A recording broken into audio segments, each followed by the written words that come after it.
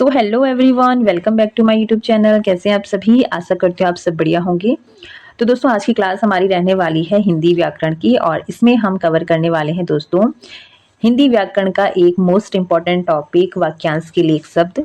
ठीक है, यहाँ से जो है दोस्तों आपके यूके पीएससी की बात की जाए, चाहे यूके ट्रिपल एससी की बात की जाए, किसी भी सेंट्रल एग्जाम की बात की जाए या फिर किसी भी स्टेट एग्जाम की बात की जाए, हर एक एग्जाम में जो है दोस्तों यहाँ से आपके पास क्वेश्चन बनते हैं।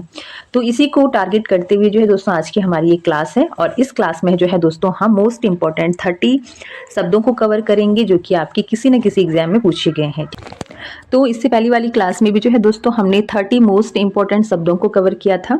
तो अगर आपने वो क्लास अभी तक नहीं देखी है तो प्लीज़ चैनल में जाकर देख लीजिए। तो चलिए दोस्तों, आज की क्लास हम शुरू करते हैं। जैसे कि मैंने आपको बताया, आज का हमारा टॉपिक रहने वाला है वाक्यांश के लिए एक शब्द। ठीक है, तो यहाँ पर अगर हम बात करें दोस्तों, पहला जो हमारे पास वाक्यांश है वो है उत्तराधिकार में प्राप्त संपत्ति। ठीक है, उत्तराधिकार में प्राप्त संपत्ति के लिए एक शब्द प्रयुक्त होता है रिक्त। और ये रिक्त शब्द जो है दोस्तों कई बार आपकी परीक्षा में पूछा गया है।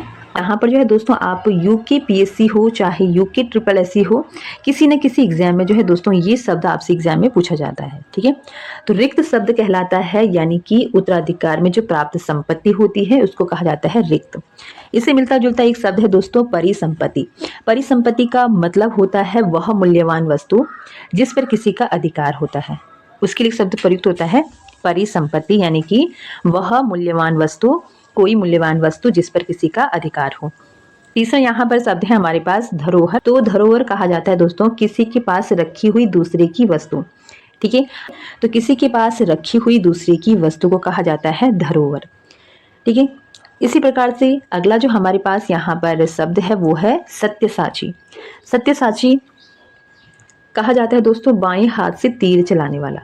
ठीक है, बाएं हाथ से तीर चलाने वाले के लिए शब्द प्रयुक्त होता है सत्यसाची, और ये शब्द भी कई बार आपकी परीक्षा में पूछा गया है। नेक्स्ट है नित्य। जो है दोस्तों दीन दुखियों को भोजन देने की जो व्यवस्था है उसको कहा जाता है सदाव्रत। ठीक है, नेक्स्ट है वह स्त्री जो पति के द्वारा छोड़ दी गई हो, परित्यक्यता। और ये शब्द भी जो है दोस्तों कई बार आपकी परीक्षा में पूछा गया शब्द है। परित्यक्यता उसे कहा जाता है, यानी कि वह स्त्री जिसका पति उसे छोड़ जाए, तो उसके लिए शब्द प्रयुक्त होता है परित्यक्यता। अगला है वह स्त्री जिसकी पुत्र पुत्री और पत्नी हो, उसके लिए शब्द प्रयुक्त होता है पुरंध्री। ठीक है, उसके लिए शब्द प्रयुक्त होता है पुरंध्री। तो वह स्त्री जिसका पुत्र भी है, पुत्री भी है और पति भी है, ठीक है, उसको कहा जाता है पुरंध्री। चलिए आगे देखेंगे। और यहाँ पर जो ये शब्द हैं ये कई बार आपकी परीक्षा में पूछे गए हैं, तो और बच्चे इन शब्दों में काफ़ी कंफ्यूज भी रहते हैं। ठीक है, तो यहाँ पर देखिए एक शब्द आपके पास एग्जाम में पूछा जाता है युयुत्सा। युयुत्सा होता है युद्ध लड़ने की उत्सुकता, उसके लिए एक शब्द प्रयुक्त होता है युयुत्सा। ठीक है, युयुत्सु भी एक शब्द है, मिलता जुलता शब्द है। युयुत्सा यानी कि युद्ध लड़ने की उत्सुकता, और युयुत्सु युद्ध करने की प्रबल इच्छा रखने वाला, उसके लिए एक शब्द प्रयुक्त होता है युयुत्सु। नेक्स्ट है कुछ ज्ञान प्राप्त करने की चाहत, या फिर किसी चीज को जानने की जो चाहत होती है, जो इच्छा होती है, उसके लिए शब्द प्रयुक्त होता है जिज्ञासा। ठीक है, नेक्स्ट है दोस्तों व्याकरण। व्याकरण क्या होता है? तो व्याकरण का ज्ञान रखने वाले व्यक्ति के लिए शब्द प्रयुक्त होता है व्याकरण। और यहाँ पर एक शब्द आपसे एग्जाम में ऑप्शन में दिया जाता है व्याकरणिक। ठीक है, तो व्याकरणिक शब्द गलत है। जिस व्यक्ति को जो है दोस्तों व्याकरण का ज्ञान होता है उसके लिए शब्द प्रयुक्त होता है। और आप जो है दोस्तों शुद्ध वाक्यांश की दृष्टि से भी इसे याद रख सकते हैं। शुद्ध और अशुद्ध जो वर्तनी में आता है वहां पर आप इसे ध्यान रखिए। तो जिस व्यक्ति को जो है दोस्तों व्याकरण का ज्ञान होता है उसके लिए शब्द प्रयुक्त होता है व्याकरण। ठीक है, कई बार परीक्षा में पूछा गया शब्द है। चलिए नेक्स्ट है जो किसी कार्य के संपादन में मनोयोग पूर्वक लगा हुआ हो, उसको कहा जाता है ददचित। ठीक है, याद रखना है ददचित शब्द प्रयुक्त होता है उस व्यक्ति के लिए जो किसी कार्य में जो है दोस्तों तन मन धन से लगा हुआ है, उसके लिए शब्द प्रयुक्त होता है ददचित। और ये शब्द भी आपके किसी एग्जाम में पूछा गया था। ठीक है, नेक्स्ट है जिसकी विवेक बुद्धि स्थिर हो। कौन सी बुद्धि? विवेक बुद्धि स्थिर हो, उसके लिए एक शब्द प्रयुक्त होता है स्थिति प्रज्ञा। नेक्स्ट है बरसात बिल्कुल न होने को अभिव्यक्त करने के लिए प्रयुक्त शब्द। ठीक है। बरसात बिल्कुल न हो को अभिव्यक्त करने के लिए प्रयुक्त शब्द को कहा जाता है अनावृष्टि। और अत्यधिक वर्षा जब होती है तो उसके लिए शब्द प्रयुक्त होता है अतिवृष्टि। ठीक है, तो ये शब्द भी आपको ध्यान में रखने हैं। और यहाँ पर आगे जो हम शब्द देखने वाले हैं दोस्तों, ये शब्द जो है दोस्तों मिलते जुलते शब्द हैं और इनमें भी बच्चे काफ़ी कंफ्यूज रहते हैं। ठीक है, तो यहाँ पर हमारे पास पहला जो शब्द है वो है असाध्य। ठीक है, असाध्य। तो असाध्य का मतलब होता है दोस्तों जिसका इलाज ना हो सके, यानी कि जो साधा ना जा सके। ठीक है, तो असाध्य का मतलब होता है जिसका इलाज ना हो सके, यानी कि जो साधा ना जा सके, उसके लिए प्रयुक्त शब्द है असाध्य। जिसे जीता ना जा सके अजेय, जिसे जाना ना जा सके अज्ञेय, और जो क्षीण न हो अक्षय। मिलते जुलते शब्द हैं और इनकी मतलब आपको ध्यान में रखना है। अजेय जिसे जीता ना जा सके, अज्ञेय जिसे जाना ना जा सके, अक्षय जो क्षीण ना हो, और असाध्य जिसका कोई इलाज संभव ना हो या फिर जो साधा ना जा सके। ठीक है, चलिए आगे देखेंगे। अगला शब्द है अंत्यज। ठीक है, तो अंत्यज शब्द का मतलब होता है दोस्तों जिसका जन्म छोटी जाति यानी कि निचले वर्ण में हुआ हो, उसको कहा जाता है अंत्यज। झगड़ा लगाने वाला मनुष्य नारद, महल का भीतरी भाग अंतःपुर, कनिष्ठिका और मध्यमा के बीच की उंगली को कहा जाता है अनामिका। ठीक है, कनिष्ठिका और मध्यमा की उंगली के बीच को कहा जाता है अनामिका। जिसके पेट में माँ ने रस्सी यानी कि दाम बांधी हो, उसके लिए शब्द प्रयुक्त होता है दामोदर। ठीक है, जिसके पेट में माँ ने रस्सी, रस्सी का पर्याय है दाम, यानी कि जिसके पेट में माँ ने दाम बांधी हो या फिर रस्सी बांधी हो, दोनों ही पर्याय शब्द हैं, उसके लिए शब्द प्रयुक्त होता है दामोदर। पीछे पीछे चलने वाला अनुगामी, थोड़ा नपा तुला भोजन करने वाला मिताहारी, कम खर्च करने वाला मितव्ययी। ठीक है, चलिए आगे देखेंगे।